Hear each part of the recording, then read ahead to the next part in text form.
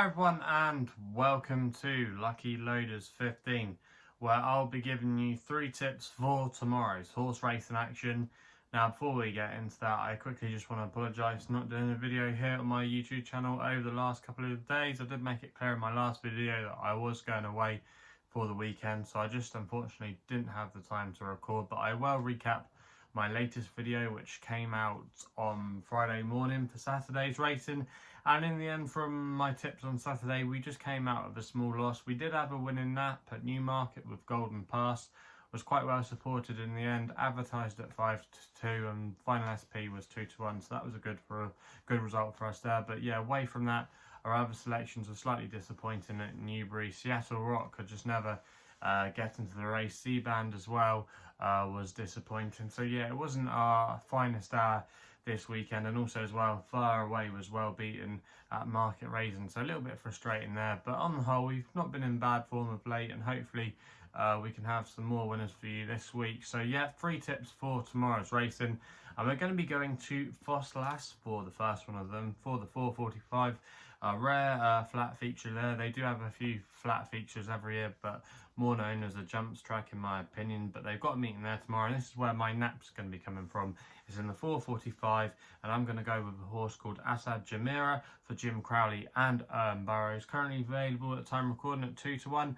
I'm going to recommend a 1-point win bet here. Now this horse, I think the key to him is 6 furlongs. It was the first time that he'd ever tried it at Nottingham on his latest start, and he was seen to good effect by winning, I thought, quite cosily that day. The handicapper did raise him £4 for that effort, up to the mark of 81, but I still think that's fairly respectable. And I remember seeing Jim Crowley in the interview after he won that day saying that this horse, he's really physically developing. He's a bit of a late maturing type. He's only just started to fill his frame, and that there could be a lot more to come from this horse. And I do think I agree with him there, because I remember seeing this horse earlier on in the season. I think I might have put him up on one of his runs at Bath when he was really well fancied, but just didn't quite get home. He rallied late on, and he looked quite small that day, but last time I saw him he did appear to have grown, and I do think in this company he does have a really good chance. He does have to give away weight to some of his rivals, but I think he could have more to come, and I think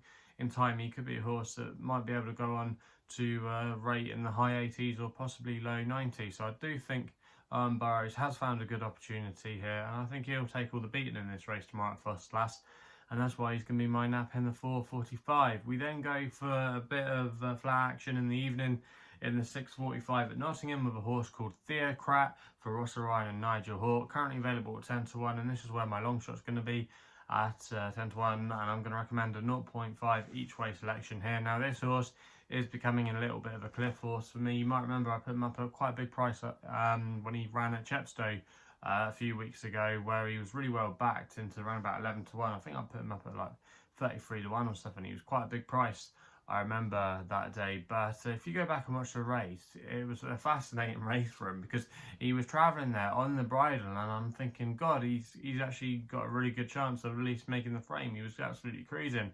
But yeah, in the last furlong or so, when he hit the front, he absolutely found zero for pressure. Now, I do think maybe he just didn't quite stay the trip that day, even though he has won over 2 miles over hurdles. But I think he's probably going to be better suited over this trip tomorrow.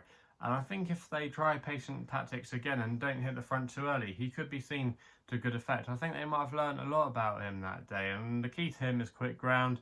His best form has come on quick ground, including when he won over hurdles. So I think on this surface there is a mark to be had with him off his race to be won with him, I should say, off his mark of 60. It's also as well going to be his easiest assignment ever on the flat, dropping now down to class 6 company. So if he's ever going to make his presence felt on the flat, it surely will be at this level.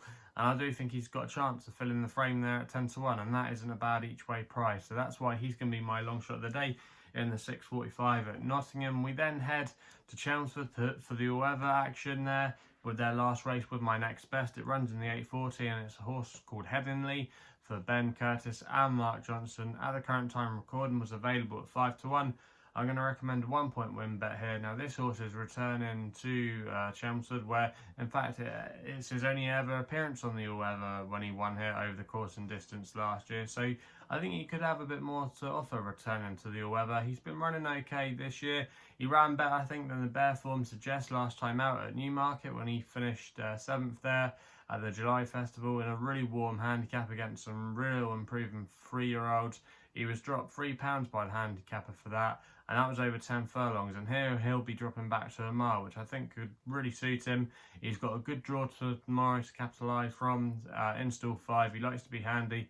I think that's the way Ben Curtis will ride him. So I think he's got a lot of things in his favour tomorrow. And I think a 5-1 in this slightly weaker race than last time, I think he's got a good chance. And yeah, that's why he's going to be my next best of the day.